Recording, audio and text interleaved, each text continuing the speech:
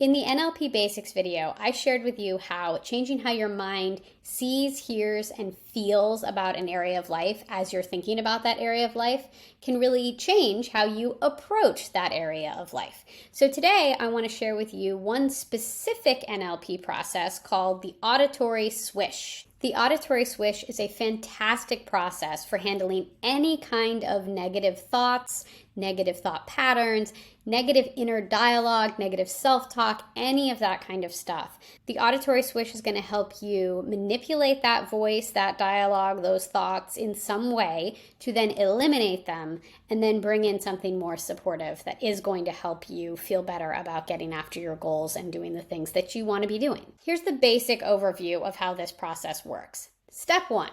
Recognize the voice. Aha, there's that voice, that mean little devil that keeps telling me I'm worthless and no good and not good enough and all of that kind of stuff. It's talking away now. I hear it. There it is. It's definitely right there. Step 2, manipulate the voice in some way. You can turn the volume way down on the voice so that it goes completely mute and you don't hear it anymore. You can play with the pitch of the voice and turn it into a high squeaky chipmunk voice, and then it's really hard to take this voice that's telling you that you're awful and a horrible person seriously because it sounds like Alvin and the Chipmunks, right? You get the idea here. Manipulate the voice in some way, whatever way works for you, so that you don't take the voice seriously, so that you separate yourself from those thoughts, so that you start seeing that, oh, those are just thoughts. That's just monkey mind. That's just my inner critic. And I don't have to take it that seriously. So do whatever you can to manipulate that voice so that you don't take it so seriously, so that it is easier to then flush it all away. So if you play with the volume and you turn the volume all the way down, then it goes completely out and it's silent. If you play with the pitch and you turn it into a chipmunk and all of a sudden you're laughing at it, then it's far easier to just eliminate it altogether and you don't care about it as much. Once you've manipulated and then eliminated that negative self-talk, that negative inner dialogue, whatever it is that you're hearing that's not helpful in your pursuit of your goal or your dream or whatever, then you can bring in a supportive voice. Now for this, I specifically recommend that you have one thought, one go-to thought to bring up and bring into your mind so that you're not searching for a thought. You're not having to create something out of thin air to handle this voice.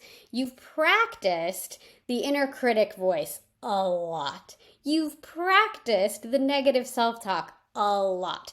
Because you haven't practiced the supportive dialogue yet, you need one go-to phrase so that you're not having to remember and recreate this every single time you go through this process. So pick one supportive phrase that can help you in these moments. Some examples might be, I love myself, I got this, I'm doing the best I can, I know what I'm doing, I'm strong and capable. You need to come up with this for yourself. I can't do this for you. You're going to want to keep it short and simple so that you have an easier time remembering it. You might even want to throw it up on some Post-it notes around your space so that it's right there and it's easy to remember and it's easy to go to when you need it. The point of this process is that instead of allowing your inner critic and your mean, evil gremlins to run the show of your mind, you are intentionally and consciously cutting them off and redirecting your mind to where you want it to go. Let's get into some tips to help you with this process. Tip number 1, bring a lot of self-compassion to this process as you're getting started with it. It's a practice. It takes time to practice. You're not going to be great at it to start. Please don't beat yourself up if at first you're really, really, really bad at it. That's okay. A fun way to maintain your self-compassion is to celebrate every single step of the process. So even if you only do step 1, aha, I recognize I'm being mean to myself in my own mind. Yay, I did that. I recognize that. Woohoo, I see it now. I'm aware of it.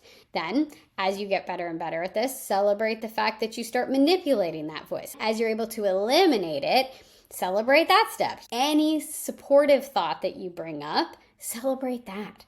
because celebrating each step of this process is going to reinforce for your mind that this is the direction you want to be going.